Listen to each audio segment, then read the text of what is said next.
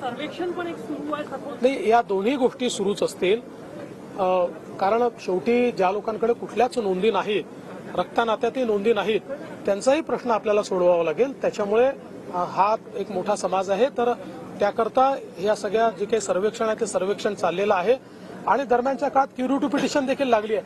Curative petition succeed व्हावी असा आमचा प्रयत्न आहे, पण काही कारणाने त्याच्यामध्ये आवश्यक किंवा अपेक्षित रिलीफ मिळाला नाही.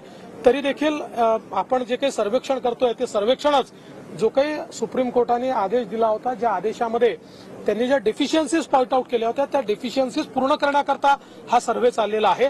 त्याच्यामुळे हा फॉलबॅक ऑप्शन आपण त्या ठिकाणी ऑलरेडी घेतलेला आहे. सर, छगन भुजबल जी ने कहा कि जो आंदोलन के दौरान पुलिस कर्मियों पे जो हमला हुआ, जहां आगजनी हुई, उन लोगों पे जो मुकदमे वापस लेने की बातचीत की जा रही है वो न्याय संगत नहीं है।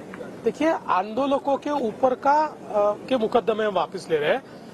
पुलिस को सीधे जिन्होंने मारा है, जिन्होंने किसी का घर जलाया है, ऐसे लोगों के ऊपर के जो मतलब केसेस है, न उसकी किसी ने मांग की है, न उसके ऊपर कोई निर्णय हुआ है। सर, कुछ समय पहले तक आप बिहार के प्रभारी भी थे। नीतीश कुमार जी का जिस तरीके से एनडीए की तरफ आना, क्या लग रहा है कि इंडिया गठबंधन कहीं न कहीं टूट गया है? कि इंडिया गठबंधन वैसे तो पहले दिन से चरमरा रहा है। बाकी मैं तो महाराष्ट्र का नेता हूँ, महाराष्ट्र की राजनीति देख रहा हूँ, इसलिए इसके ऊपर मैं आज कोई कमेंट नहीं करूंगा। लेकिन मुझे खुशी है इस बात की कि सभी लोग मोदी जी के नेतृत्व पर विश्वास रख रहे हैं। बिहारचा इम्पॅक्ट महाराष्ट्रावर पण होईल.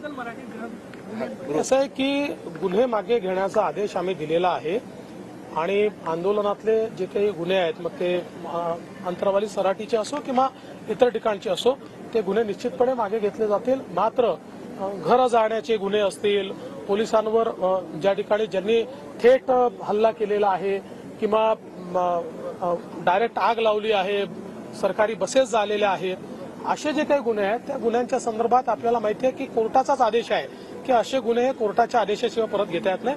बाकी सगळे जे गुन्हे आहेत आंदोलनातले ते सगळे आम्ही परत घेतो. देवेंद्रजी, काल पुण्यामध्ये आंदोलन कव्हर करताना